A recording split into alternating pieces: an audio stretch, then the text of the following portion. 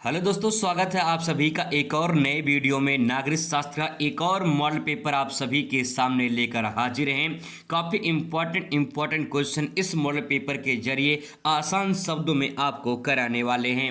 तो चलिए दोस्तों, शुरुआत करते हैं। काफ़ी मोस्ट इम्पॉर्टेंट होने वाला है।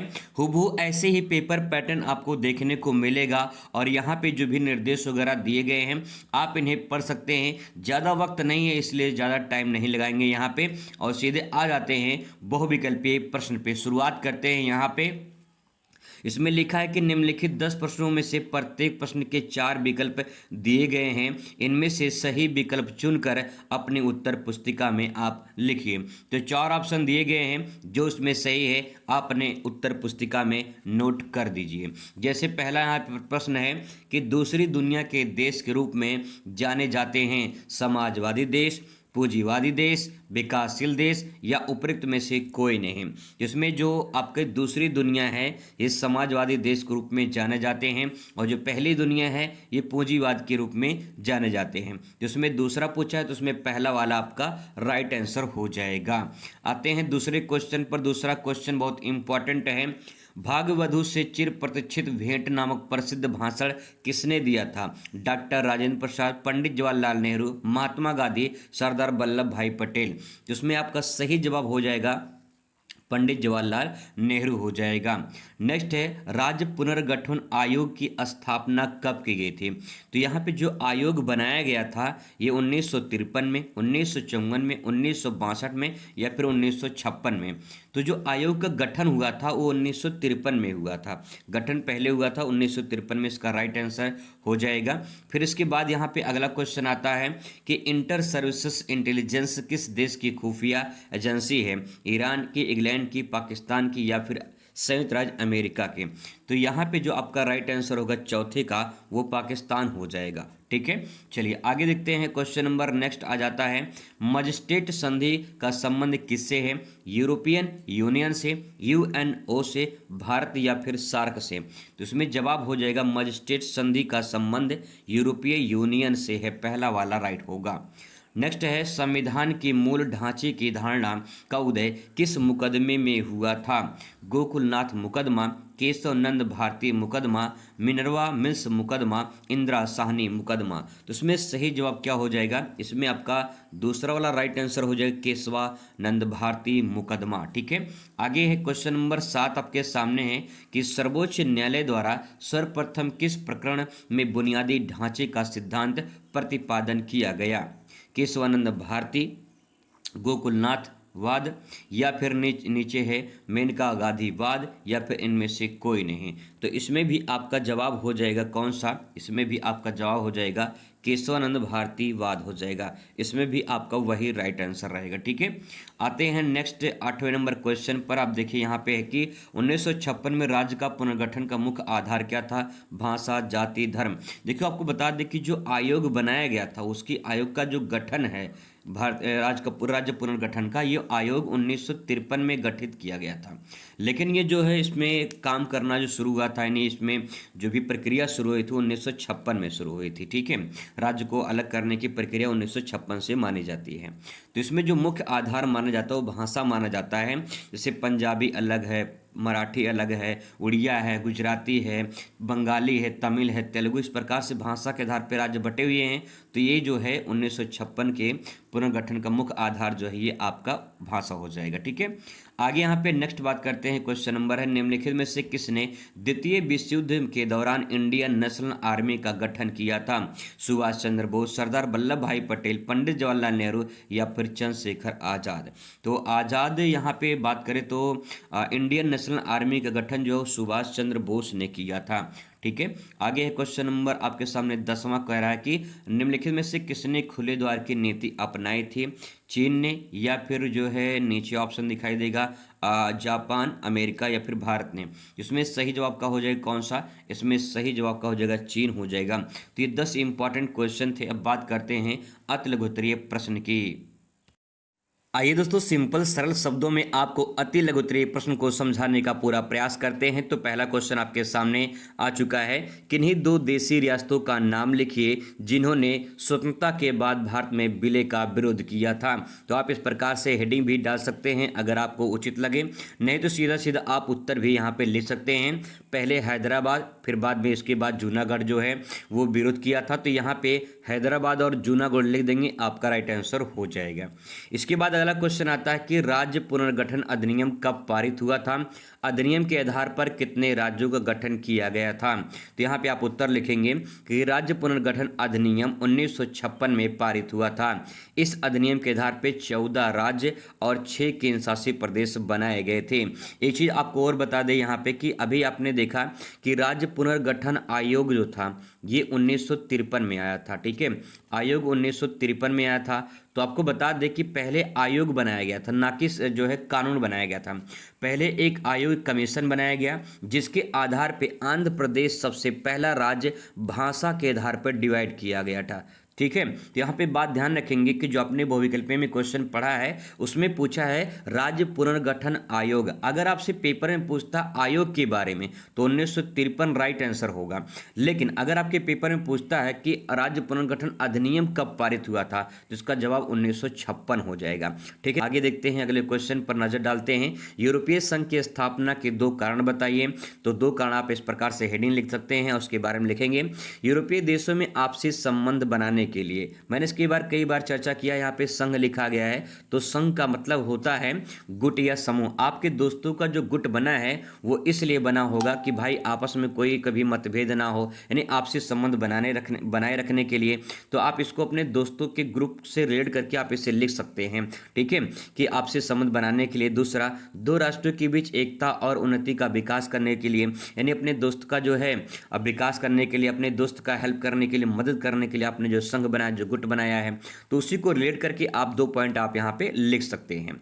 आगे यहाँ पे नेक्स्ट पॉइंट आपके सामने कह रहा कि भारतीय जनसंघ की स्थापना कब की गई और इसके संस्थापक अध्यक्ष कौन थे। तो इसमें लिखेंगे भारतीय जनसंघ की स्थापना 1991 में हुई थी। इसको याद करना आसान है। ठीक है, देखिए यहाँ पे आप लिख सकते हैं, इसको आप यहाँ पे डबल लाइन लिखा गया है, इसके आगे एक, इसके पीछे एक, इसके आगे एक, इसके पीछे लगा देंगे, बस काम हो जाएगा। या तो आगे एक पीछे एक, बीच में डबल लाइन कर देंगे, तब भी आपका हो जाएगा काम। ठीक है, तो श्यामा प्रसाद मुखर्जी जो है इसके संस्थापक अध्यक्ष हो जाएंगे। अगला प्रश्न यहाँ पे है, भारतीय जनसंघ पार्टी के किन्हीं 2 प्रमुख नेताओं का नाम लिखिए। तो भारतीय जनसंघ पार्टी के 2 नेताओं का नाम श्यामा प्रसाद मुखर्जी हो जाएगा, प्रोफेसर बलराज मधोक हो जाएगा। ठीक है, अब यहाँ पे देखिए मुखर्जी यहाँ पे है तो माँ से मुखर्जी और माँ से मधोक लास्ट में है, तो इस प्रकार से इसको रिलेट करके याद कर सकते हैं। 16 नंबर क्वेश्चन आपके सामने कि मिखाइल गोब्राचोय के किन्हीं 2 राजनीतिक सुधारों का लिखिए। तो राजनीतिक सुधारों के बारे में आपको लिखना है, आप यहाँ पे हेडिंग बना लीजिए, फिर इसके बारे में पहला पॉइंट लिखिए। 2 पूछा गया है, 2 लिखिए। बहुध्रुवीय विश्व की ओर कदम बढ़ाना। ठीक है, दूसरा है सोवियत राजनीतिक, यहाँ पे सेंटेंस प्रणाली रहेगा, प्रणाली। ठीक है, प्रणाली में परिवर्तन करना। तो इस प्रकार से 2 पॉइंट आप लिख सकते हैं। अगला प्रश्न यहाँ पे है कि दक्षिण एशिया के 2 देशों का नाम लिखिए। तो आप हेडिंग बना लीजिए, दक्षिण एशिया के 2 सदस्य देश का नाम श्रीलंका, मालदीव हो जाएगा। और अगर भारत के नीचे आप देखेंगे तो भारत के नीचे यहाँ पे श्रीलंका रहेगा। ठीक है, और यहाँ पे नीचे इसके मालदीव रहेगा। तो इस प्रकार से 2 देश आप यहाँ पे लिख सकते हैं। अगला है कि साप्टा क्या है। तो साप्टा में दक्षिण एशियाई मुक्त व्यापार समझौता उन 7 दक्षिण एशियाई देशों का समझौता है जिसके अंतर्गत सार्क का गठन किया गया है। सार्क एक जो है संगठन है जिसमें कई सारे देश आते हैं। ठीक है, तो यहाँ पे इस प्रकार से आप इसको लिख सकते हैं। इसको इंग्लिश में अगर जानना चाहते हैं तो आप यहाँ पे यस हो जाएगा आपका साउथ यानी दक्षिण, और ए से हो जाएगा आपका एशिया, एफ से हो जाएगा आपका फ्री यानी मुक्त, और टी से हो जाएगा आपका यहाँ पे ट्रेड, और ए से हो जाएगा एग्रीमेंट। ठीक है, तो इस प्रकार से आप इसके बारे में साप्टा के बारे में लिख सकते हैं। आगे यहाँ पे आ जाते हैं अगले क्वेश्चन पर। कह रहा है कि उत्तरी अटलांटिक संधि संगठन जिसे नाटो कहा जाता है, इसे बोलते हैं नाटो। ठीक है, नाटो की स्थापना कब की गई थी और इसके कितने देश शामिल हैं। तो नाटो की स्थापना 4 अप्रैल 1949 को किया गया। तो इसको आप याद कर सकते हैं, ट्रिक सेम देखिए 4 यहाँ पे 4 अप्रैल का महीना होता तो 441949 1949 ऐसे आप याद करिए। इसको इंग्लिश में थोड़ा सा आसानी रहेगी। डेट याद करने के बाद इसके आगे आप लिखेंगे वाशिंगटन अमेरिका में की गई थी। उसे उस समय जो है 12 सदस्य शामिल थे और उसके बाद जो है वर्तमान में कुल 32 सदस्य इसमें शामिल हैं। ठीक है। अगला प्रश्न यहाँ पे है, संयुक्त राष्ट्र सुरक्षा परिषद के 2 अस्थायी सदस्य तथा 2 अस्थायी सदस्य देशों का नाम लिखिए। तो यहाँ पे डिटेल में मैं आपको बता दे रहा हूँ। पहले अस्थायी सदस्य की बात कर लेते हैं। अस्थायी सदस्य में 5 हैं और अस्थायी में 10 हैं। टोटल मिला के 15 सदस्य इसमें शामिल हैं। तो इसमें अस्थायी की अगर बात करें तो यहाँ पे देखिए चीन है, फ्रांस है, रूस है, यूनाइटेड किंगडम है, संयुक्त राज्य अमेरिका है जिसे यूएसए के नाम से जाना जाता है। तो आप यहाँ पे ट्रिक ध्यान रखेंगे। एक ट्रिक है, यहाँ पे यूएसए है। ठीक है, यूएसए लिखा गया है, आप इसे ऊषा पढ़िए तो ऊषा पढ़ सकते हैं। ठीक है, यहाँ पे ऊषा पढ़ सकते हैं। तो आप देखिए यहाँ पे ऊषा, रुचि के यूके में फाड़ दी, यानी कापी किताब जो था वो फाड़ दी ही। इस प्रकार से आप याद कर सकते हैं फनी तरीके से कि यूएसए में रुचि का यूके में जो है किताब फाड़ दी है, ऐसे आप याद कर सकते हैं। तो यहाँ पे ऊषा से क्या हो जाएगा, यूनाइटेड स्टेट ऑफ अमेरिका यानी संयुक्त राज्य अमेरिका हो जाएगा। और यहाँ पे जो रुचि लिखा गया है 2 शब्द इसमें है, आपका आर जो रू है वो रूस से हो जाएगा रूस और ची से हो जाएगा चीन, तो रुचि हो जाएगा। यहाँ पे का साइलेंट है, यूके में आपका यूके यानी यूनाइटेड किंगडम हो जाएगा। ठीक है, में साइलेंट है, फार यानी फ्रांस हो जाएगा। और इसके बाद जिस प्रकार से 5 नाम आप याद कर सकते हैं।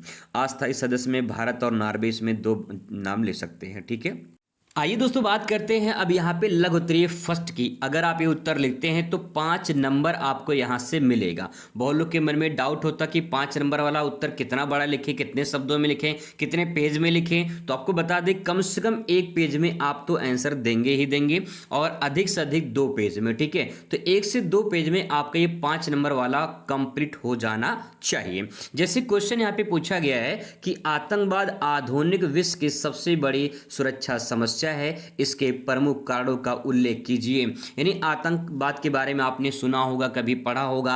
आतंकवाद ये विश्व की समस्या बन चुकी है, भारत की नहीं। भारत में ही आतंकवाद जो है अटैक नहीं करते हैं, विश्व में कई सारे देशों में भी कहीं न कहीं समस्या बनी हुई है। तो इसके प्रमुख कारण क्या है, क्यों आतंकवाद पूरी दुनिया में छाए हुए हैं, इसका कारण आपको बताना है।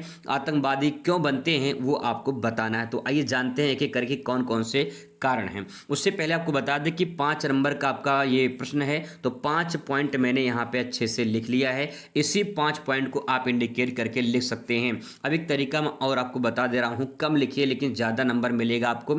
ज़्यादा का मतलब पूरा 5 में 5 मिल सकता है। जैसे मैंने यहाँ पे लिखा है कि आतंकवाद के प्रमुख कारण क्या है, तो आप अपनी कॉपी में जो है इसको एक डायग्राम में कन्वर्ट करिए। ठीक है, ऐसे डायग्राम बनाइए और बीच में यहाँ पे लिखिए आतंकवाद के प्रमुख कारण, ये हो जाएगा। फिर यहाँ पे सेंटेंस में जो है 5 पॉइंट जो है आप इस प्रकार से 5 डायग्राम जो है आप ऐसे बना लीजिए। ठीक है, इस प्रकार से बना लीजिए और बनाने के बाद जो है आप उसे प्रदर्शित करिए अच्छे से। यहाँ पे पहला पॉइंट लिखिए, फिर यहाँ पे दूसरा पॉइंट, फिर यहाँ पे तीसरा, यहाँ पे चौथा, यहाँ पे पांचवा। फिर इसके बाद देखिए कितने अच्छे तरीके से आप प्रेजेंट कर पाएंगे और ये आपका थोड़ा सा अलग दिखेगा। जब थोड़ा सा अलग दिखेगा तो नंबर भी थोड़ा सा अलग मिलेगा आपको। अलग करने का मतलब है कि कॉपी सबसे आपको अच्छी और अलग लिखनी है जिससे आपको बढ़िया नंबर मिले। तो ये पहला तरीका हो जाएगा। दूसरा तरीका कि आप इस फॉर्म में ऐसे पूरा हेडिंग पहले उतार लीजिए, फिर एक एक करके आप जो है उसको एक्सप्लेन करते चले जाइए। जैसे यहाँ पे क्या कारण है, तो देखिए पहला कारण यहाँ पे आप लिखेंगे राजनीतिक अस्थिरता। राजनीतिक अस्थिरता का मतलब इसमें लिखेंगे आप लोग कि जो कोई भी देश है उस देश में राजनीतिक में कहीं की बदलाव देखने को मिलते हैं। सरकार आती रहती है, सरकार जाती रहती है, यानी बदलाव होते रहते हैं। तो राजनीतिक अस्थिरता के कारण लोग समझते हैं कि सरकार बदल जाएगी 5 साल बाद, तो फिर क्या करेंगे, जो दूसरी सरकार आ जाएगी तो उतना ध्यान नहीं देगी, फिर या तीसरी सरकार आ जाएगी तो उतना ध्यान नहीं देगी। तो अलग अलग जो सरकारें चेंज होती रहती हैं उसके कारण जो है यहाँ पे आतंकवादी का खतरा भी उत्पन्न हो जाता है। तो आप इसके बारे में ऐसे सेंटेंस अपने सोच के बनाकर लिख सकते हैं, कोई दिक्कत नहीं है। फिर धार्मिक कट्टरता में लिखेंगे। धार्मिक कट्टरता में कि लोग अपने अपने धर्म को सर्वश्रेष्ठ मानने की कोशिश करते हैं और धर्म की प्रचार प्रसार करने में लगे रहते हैं, तो कहीं न कहीं दूसरे धर्म को नीचा दिखा देते हैं, जिसके कारण वो आतंकवादी का जो है खतरा माना जाता है। ठीक है, आगे आर्थिक असमानता। आर्थिक असमानता का मतलब ये है कि कोई बहुत ज़्यादा अमीर हो जाता है, कोई बहुत ज़्यादा गरीब हो जाता है। जो गरीब बेचारे हैं वो अपने जीवन यापन के लिए संघर्ष करते रहते हैं, तो कहीं न कहीं वो आतंकवादी का सहारा ले लेते हैं। आगे यहाँ पे शिक्षा की कमी, शिक्षा की कमी बहुत बड़ी कमी मानी जाती है आतंकवादी बनाने में। कहीं कहीं जब पढ़े लिखे नहीं होते हैं बच्चे तो उनको क्या करते हैं, बहला फुसला कर उनको झूठी झूठी बातें या झूठी झूठी ऐसी वीडियो दिखाकर कि आपके धर्म के साथ, आपकी जाति के साथ, आपके मजहब के साथ में खेला जा रहा है, तो उनको भड़काकर आपको कहीं न कहीं वो आतंकवादी के श्रेणी में लेकर चले जाते हैं। इस प्रकार से इसके बारे में लिख सकते हैं। अगला है सोशल मीडिया और तकनीकी मदद। आतंकवादी में सबसे बड़ा कारण माना जाता है सोशल मीडिया और तकनीकी, क्योंकि आज के दिन में हर चीज़ वायरल हो जाती है, हर चीज़ लोग सोशल मीडिया के माध्यम से देख लेते हैं, टेक्नोलॉजी का प्रयोग करके अच्छी से अच्छी चीज़ों को इस्तेमाल कर लेते हैं, तो ये कहीं न कहीं आतंकवादी का कारण माना जाता है। तो कुछ 5 पॉइंट हैं, इनके बारे में थोड़ा थोड़ा लिख देंगे तो बढ़िया अंक आपको प्राप्त हो जाएगा। अगला प्रश्न यहाँ पे है कि दक्षिण एशिया में द्विपक्षीय संबंधों को बाहरी शक्तियाँ कैसे प्रभावित करती हैं। इन्हें दक्षिण एशिया में जो देश आते हैं उनमें द्विपक्षीय संबंध का मतलब ये है कि जैसे मान लीजिए कोई एक देश ए है, कोई एक देश बी है। अब ये दोनों देश आपस में कोई संबंध बनाते हैं, जैसे राजनीति में या फिर जो है निर्यात में, आयात में या फिर व्यापार में या किसी भी चीज़ में अपना संबंध बनाते हैं, तो उसे हम द्विपक्षीय संबंध कहते हैं। अब इसमें कोई तीसरी शक्ति यानी तीसरी कोई देश आके इसमें हस्तक्षेप करे तो कहीं कहीं देश प्रभावित होता है। ठीक है, जैसे मान लो सिंपल भाषाओं को समझने के प्रयास करते हैं। मान लो यहाँ पे एक लड़का है, एक लड़की है, मान लीजिए गर्लफ्रेंड बॉयफ्रेंड है अपने आप में। ठीक है, अब यहाँ पे होगा क्या कि अगर मान लेते हैं कि उसके बीच में तीसरा कोई लड़का आ जाए और इनको डिस्टर्ब करे, ठीक है, तो कहने का मतलब ये कि अगर ये तीसरा लड़का इसमें हस्तक्षेप करेगा तो ये दोनों प्रभावित होंगे कि नहीं, बिल्कुल प्रभावित होंगे। तो जाहिर सी बात वही कि दक्षिण एशिया में जितने देश आते हैं उनमें अगर कोई बाहरी जो शक्ति है, बाहरी शक्ति मतलब बाहरी देश अगर कोई हस्तक्षेप करता है तो उसका क्या प्रभाव पड़ता है ये आपको बताना है। अगर क्वेश्चन आपको समझ में आ जाएगा तो आप अच्छे तरीके से लिख पाएंगे। इसी सवाल को अथवा करके पूछ सकता है कि दक्षिण एशिया में द्विपक्षीय संबंधों का राजनीति पर क्या प्रभाव पड़ा है। इस प्रकार से भी क्वेश्चन पूछा जा सकता है। तो आइए इसको एक एक करके समझने का प्रयास करते हैं। दक्षिण एशिया में संबंध जो है उसके बाहरी शक्तियों पर क्या प्रभाव पड़ता है। तो पहला पॉइंट इसमें राजनीतिक हस्तक्षेप। एग्जाम्पल के माध्यम से आप समझने का प्रयास करिए। जैसे यहाँ पे अमेरिका है, चीन है। अमेरिका और चीन दक्षिण एशिया में नहीं आते हैं, भारत और पाकिस्तान दक्षिण एशिया में आते हैं। और भारत और पाकिस्तान के बीच में अब कोई तीसरी शक्ति आके हस्तक्षेप करेगा तो भारत और पाकिस्तान का व्यापार भी प्रभावित होगा, रिश्ता भी प्रभावित होगा, अन्य चीज़ें भी प्रभावित होंगी। तो बस यही आपको लिखना है। ठीक है, आगे इसमें दूसरा पॉइंट देखिए, आर्थिक निवेश और सहायता।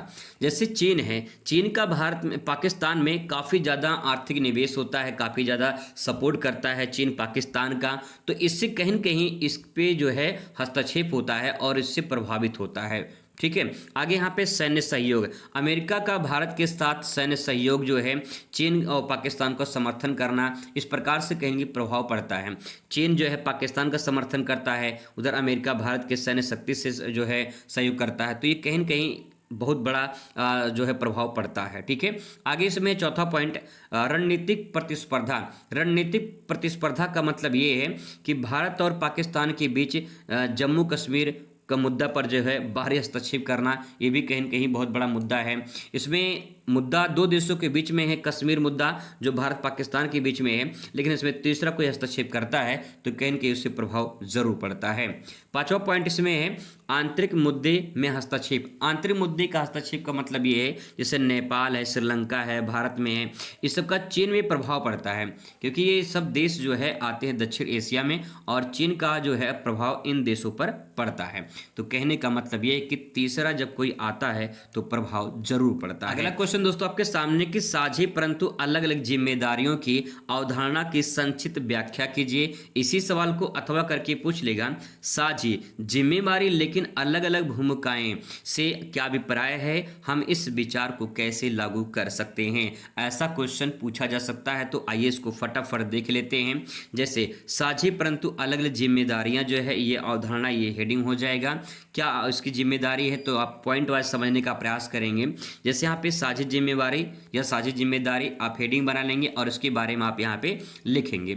पृथ्वी पर सभी देश पर्यावरण संरक्षण के लिए समान रूप से जिम्मेदार हैं, क्योंकि पर्यावरण समस्याएं, जलवायु परिवर्तन पूरी दुनिया को प्रभावित करते हैं। दुनिया में बहुत सारे देश हैं और उन देशों का जो योगदान होता है वो कहीं न कहीं हमारे पर्यावरण पे भी प्रभाव पड़ता है। तो इसीलिए सबकी जिम्मेदारी बनती है कि हमारा जो इन्वायरमेंट है उसको स्वच्छ बनाया जा सके, जिससे जलवायु परिवर्तन ना हो और जो वातावरण चेंज होता है, कहीं की प्रभाव पड़ता है, पर्यावरण प्रदूषण होता है, वो सारी समस्याएं उत्पन्न ना हो।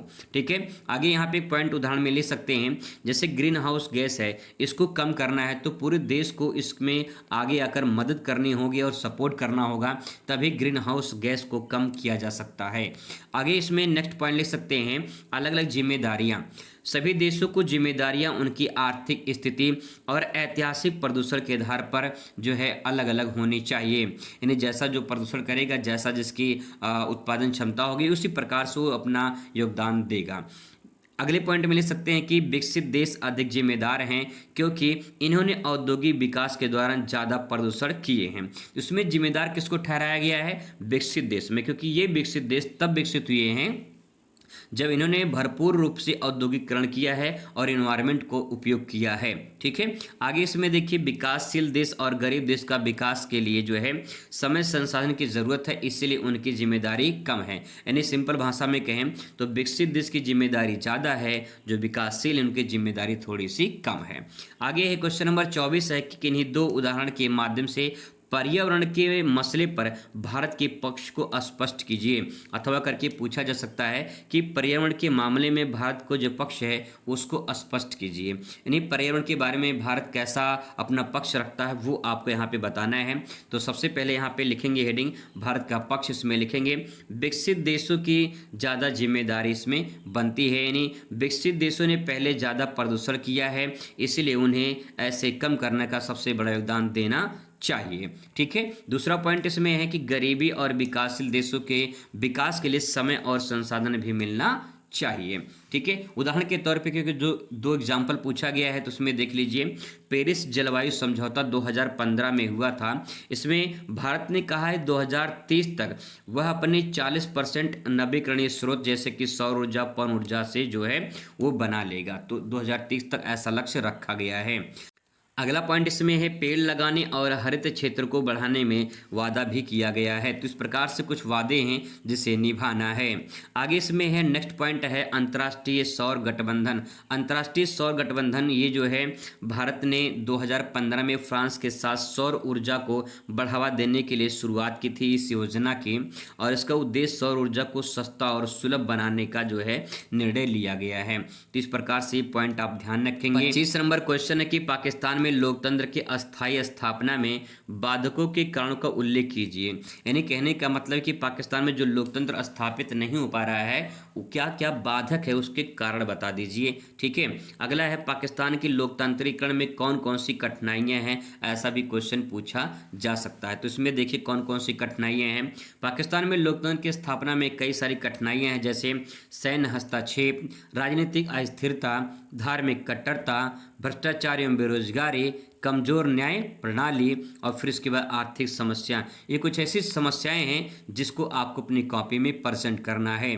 इसके बाद यहाँ पे 2 पॉइंट और लिखना चाहते लिख सकते हैं, शिक्षा की कमी, अंतर्राष्ट्रीय समर्थन का अभाव भी देखने को मिलता है। 26 नंबर क्वेश्चन है कि श्रीलंका में जातीय संघर्ष के कारणों का उल्लेख कीजिए। तो श्रीलंका में जातीय संघर्ष क्यों हुआ था, उसके पीछे क्या कारण है, ये आपको इसमें उत्तर लिखना है। तो सबसे पहले आप यहाँ पे हेडिंग डालेंगे श्रीलंका में जातीय संघर्ष के प्रमुख कारण, और इसके में जो है इसके बारे में लिखेंगे कि सिंहली और तमिल के बीच भाषा विवाद के कारण जो है जातीय संघर्ष हुआ है। नेक्स्ट, धार्मिक और सांस्कृतिक मतभेद। धार्मिक और सांस्कृतिक मतभेद में इसमें लिखेंगे धर्म और अपनी संस्कृति के अनुसार जो है यहाँ पे मतभेद देखने को मिला, जिसके कारण जातीय संघर्ष हुआ। राजनीतिक भेदभाव, राजनीतिक दृष्टि से देखा जाए तो तमिलों के साथ भेदभाव किया जा रहा था, जिसके कारण यहाँ पे जातीय संघर्ष उत्पन्न हुआ। अगला पॉइंट इसमें है आर्थिक असमानता। आर्थिक असमानता का मतलब ये है कि जहां श्रीलंका में सिंहली समुदाय को सारी सुविधाएं दी जा रही थी, वही तमिलों के साथ दुर्व्यवहार किया जा रहा था।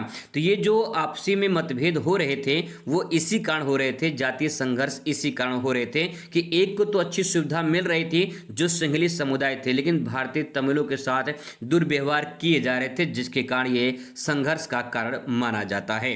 ठीक है, तो आर्थिक असमानता में इस प्रकार से 2-4 लाइन आप लिख सकते हैं। इसके बाद तमिलों की अपनी अलग पहचान मांगती थी इन्होंने, लेकिन इनकी मांग ठुकरा दी गई। ठीक है, आगे यहाँ पे है विद्रोही संगठनों का गठन किया गया, यानी जो विद्रोही संगठन थे वो गठन हुए, वो संगठन सामने आए और उन संगठनों के कारण यहाँ पे जातीय संघर्ष जो वो देखने को मिलते हैं। ठीक है, तो इस प्रकार से आप ले सकते हैं। इसके बाद यहाँ पे क्वेश्चन शुरुआत होता है लघु उत्तरीय सेकंड की। आपको इसके लिए 6 नंबर मिलेंगे। आपको कम से कम इसको 2 पेज में तो पूरा कंप्लीट आंसर देना ही देना है। ठीक है, जैसे क्वेश्चन लोकतंत्र क्या है, इसके प्रमुख लक्षण क्या हैं, संघवाद को परिभाषित कीजिए, परिभाषा दीजिए और इसके प्रमुख जो है तत्वों का उल्लेख कीजिए। ऐसे बहुत सारे क्वेश्चन आपको यहाँ पे इंपॉर्टेंट देखने को मिलेंगे। आइए इसका उत्तर जानने का प्रयास करते हैं। सबसे पहले आप यहाँ पे लिखेंगे लोकतंत्र क्या है और इसके प्रमुख लक्षण क्या हैं। तो लोकतंत्र की परिभाषा में लिखेंगे लोकतंत्र वह शासन प्रणाली है जिसमें सत्ता जनता के हाथ में होती है। अर्थात सत्ता जो होती है वो जनता के हाथ में होने का मतलब कि जनता ही सरकार चुनती है। जनता अपने प्रतिनिधित्व का चुनाव अपने द्वारा करती है और वही सरकार चलाते हैं। तो इसका मतलब यहाँ पे है कि जनता ही क्या है, जनता ही सब कुछ है जो सरकार चुनती है। ठीक है, अब आगे यहाँ पे है अब्राहम लिंकन के अनुसार छोटी सी परिभाषा लिख सकते हैं कि जनता का शासन जनता के द्वारा जनता के लिए लोकतंत्र कहलाता है। ये अब्राहम लिंकन ने कहा है। ठीक है, काफ़ी फेमस परिभाषा है उनकी। आगे यहाँ पे लोकतंत्र के प्रमुख लक्षण के बारे में लिखेंगे कि लोकतंत्र में नियमित और निष्पक्ष चुनाव होते हैं, पहला पॉइंट। दूसरा, सभी नागरिकों को मत देने का अधिकार है, तीसरा पॉइंट। कानून सबके लिए क्या है, समान है, चौथा पॉइंट। सरकार जनता के प्रति उत्तरदायी होती है। उत्तरदायी का मतलब है कि सरकार जनता के लिए काम करती है और जवाब देती है कि आपके लिए इतना काम किया गया है। बोलने और सीखने की या फिर लिखने की स्वतंत्रता भी लोकतंत्र हमें देता है। तो कुछ ये सिंपल नॉर्मल पॉइंट हैं जिससे आप अपनी कॉपी में लिख सकते हैं। अगला क्वेश्चन है कि संघवाद की परिभाषा दीजिए और इसके प्रमुख तत्व कौन कौन से हैं। तो संघवाद की परिभाषा से में लिखेंगे संघवाद वह व्यवस्था है जिसमें देश की सत्ता केंद्र और राज्यों में बटी होती है। तो आप इसको एक डायग्राम में कन्वर्ट कर सकते हैं कि जैसे यहाँ पे केंद्र है, ठीक है, यहाँ पे केंद्र है, केंद्र प्लस राज्य बराबर क्या हो जाएगा, संघवाद हो जाएगा। तो आप इसको डायग्राम में ऐसे जो है फ्लो चार्ट में भी बना सकते हैं। ठीक है, तो यहाँ पे जैसे भारत में केंद्र सरकार और राज्य सरकारें हैं तो उसे हम क्या कहेंगे, भारत एक संघवाद देश है। अब इसके प्रमुख तत्व कौन कौन से, तो उसमें लिखेंगे 2 या 2 से अधिक स्तरों पर जब सरकारें बटी होती हैं तो यहाँ पे संघवाद होता है। अगर तत्व की जगह विशेषता पूछ ले तब भी यही आंसर होगा। नेक्स्ट है शक्तियों का संविधान में स्पष्ट रूप से बंटवारा होता है और केंद्र राज्य स्वतंत्र रूप से अपना अपना काम करते हैं। संविधान इसमें सर्वोच्च होता है, संविधान जो है केंद्र और राज्य से भी सर्वोच्च होता है। न्यायालय जो होते हैं वो विवादों का समाधान करते हैं, ऐसा संघवाद में है। तो इसकी कुछ विशेषताएं हैं जिसके बारे में आप यहाँ पे लिख सकते हैं। अगला प्रश्न है कि संविधान की 2 प्रमुख विशेषताएं बताइए। तो संविधान की प्रमुख विशेषताओं में पहला जो सबसे बड़ी विशेषता है कि भारत का संविधान लिखित संविधान है। आप इसमें 2 लाइन लिख सकते हैं कि भारत का संविधान दुनिया का सबसे बड़ा लिखित संविधान है और इसमें सभी नियम लिखे हुए हैं। ठीक है, दूसरा पॉइंट मौलिक अधिकार। संविधान नागरिकों को 6 मौलिक अधिकार देता है, जैसे कि यहाँ पे समानता का अधिकार है, स्वतंत्रता का अधिकार है, शिक्षा का अधिकार है, ऐसे बहुत सारे अधिकार दिए गए हैं। ये जो अधिकार है नागरिकों की रक्षा करते हैं। अगले क्वेश्चन पर आ जाते हैं। क्वेश्चन कह रहा है राजनीतिक दलों के महत्व को स्पष्ट कीजिए। जो राजनीतिक दल हैं यानी जो राजनीतिक पार्टी हैं उन पार्टियों का महत्व क्या है ये आपको बताना है। तो सबसे पहले आप यहाँ पे इसका अर्थ देख लीजिए। राजनीतिक दल वह संगठन होता है जो चुनाव लड़ता है और सरकार बनाने का प्रयास करता है, लेकिन सभी राजनीतिक दल सरकार में नहीं आते हैं, यानी सरकार नहीं बना पाते हैं। आगे इसमें नेक्स्ट पॉइंट आप इसमें लिखेंगे कि राजनीतिक दलों का महत्व क्या है। तो आप इसमें हेडिंग बना के लिखेंगे जनता और सरकार के बीच कड़ी जो है बनते हैं। कहने का मतलब ये है कि मान लीजिए यहाँ पे जनता है, ठीक है, और यहाँ पे सरकार है।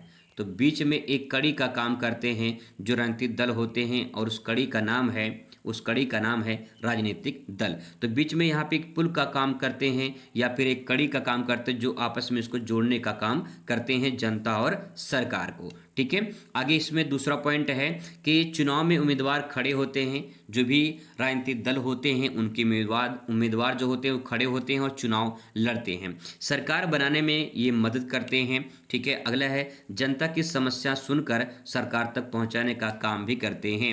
लोकतंत्र को मजबूत बनाने में इनका काफ़ी योगदान होता है। तो आप इस प्रकार से अपने सेंटेंस में पॉइंट को लिख सकते हैं।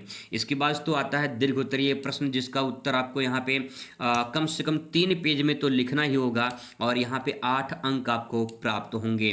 जैसे क्वेश्चन है कि दक्षिण एशिया के देशों के बीच में आर्थिक सहयोग की राह तैयार करने में दक्षेस यानी सार्क की भूमिका क्या है, और उसकी सीमाओं का आलोचनात्मक मूल्यांकन कीजिए। ऐसा लंबा चौड़ा क्वेश्चन आपको देखने को मिलेगा, तो लंबा चौड़ा आपको उत्तर भी लिखना होगा। मान लीजिए क्वेश्चन आपको नहीं आएगा तो अथवा करके उसके नीचे क्वेश्चन और मिलेगा, आप उसे भी कर सकते हो।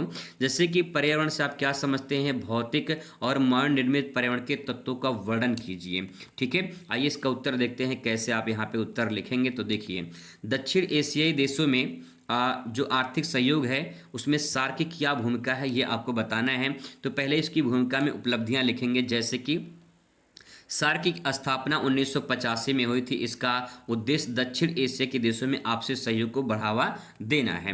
क्या क्या उसमें प्रमुख भूमिका है, किस प्रकार से बढ़ावा दिया जा सकता है, इसमें लिखेंगे सदस्य देशों के बीच में व्यापार बढ़ावा देना। दूसरा है सार्क, यानी जो सार्क संगठन है उसमें मुक्त व्यापार क्षेत्र जो है उन्हें साफ्टा की शुरुआत करना। तीसरा शिक्षा, स्वास्थ्य, कृषि में सहायता करना या सहयोग बढ़ावा देना। गरीबी हटाने के लिए संयुक्त योजनाएं बनाना और सांस्कृतिक आदान प्रदान का बढ़ावा देना। इस प्रकार से पॉइंट लिख सकते हैं। और इसकी कुछ सीमाएं हैं यानी कुछ कमियां हैं। भारत पाकिस्तान तनाव के कारण ये जो है काम प्रभावित होता है। राजनीतिक मतभेद भी कहीं के अधिक देखने को मिलते हैं। निर्णय को लागू करने भी कमजोरी देखने को मिलती है। व्यापार भी जो है वो क्या होते हैं, सीमित होती है। और आपसी जो विश्वास होता है वो कमी देखने को मिलती है। इस प्रकार से आप यहाँ पे ले सकते हैं, अथवा करके जो क्वेश्चन दिया है उसको भी देख लीजिए। यहाँ पे सबसे पहले पर्यावरण का अर्थ लिखेंगे। पर्यावरण वह सब कुछ जो हमें चारों ओर से घिरता है और हमारे जीवन को क्या करता है, प्रभावित करता है। जैसे वायु, जल, पेड़ पौधे, भवन, सड़क, ये सब जो है इसके अंतर्गत आते हैं। आगे इसमें लिखेंगे भौतिक पर्यावरण। भौतिक पर्यावरण में लिखेंगे जो फिजिकल यानी जो प्रकृति के द्वारा निर्मित है उसे हम भौतिक पर्यावरण कहेंगे। जैसे पर्वत, नदी, जंगल, समुद्र, मौसम। तो इसके बारे में थोड़ा थोड़ा आप डिटेल में लिख देंगे तो आपका पूरा व्याख्या हो जाएगा। फिर मानव द्वारा भी कुछ निर्मित पर्यावरण है, जैसे कि मकान है, सड़क है, पुल है, कारखाने हैं, बांध हैं, ये सब जो है मानव द्वारा निर्मित हैं। अगला प्रश्न यहाँ पे है विश्व राजनीति में संसाधनों को लेकर राष्ट्रों में जो तनाव है वो क्यों है, उसके बारे में आपको लिखना है। तो देखिए, तनाव में सबसे पहले यहाँ भूमिका थोड़ा सा लिख सकते हैं। जैसे कि आज विश्व में प्राकृतिक संसाधन सीमित हैं, लेकिन उनकी मांग धीरे धीरे बढ़ रही है क्योंकि जनसंख्या बढ़ रही है। इसीलिए देशों में क्या है, प्रतिस्पर्धा और यानी कंपटीशन हो रहा है। अब इसके पीछे क्या कारण है तनाव के, तो यहाँ पे लिखेंगे तेल और गैस को लेकर विवाद होते रहते हैं हमेशा। जल संसाधन पर संघर्ष होते रहते हैं। खनिज पदार्थों की होड़ लगी हुई है।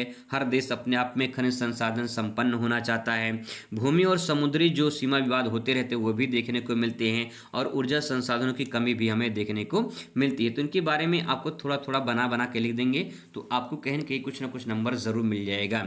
उदाहरण के तौर पर बात कर ले तो यहाँ पे मध्य एशिया और मध्य पूर्व में तेल विवाद चलता रहता है।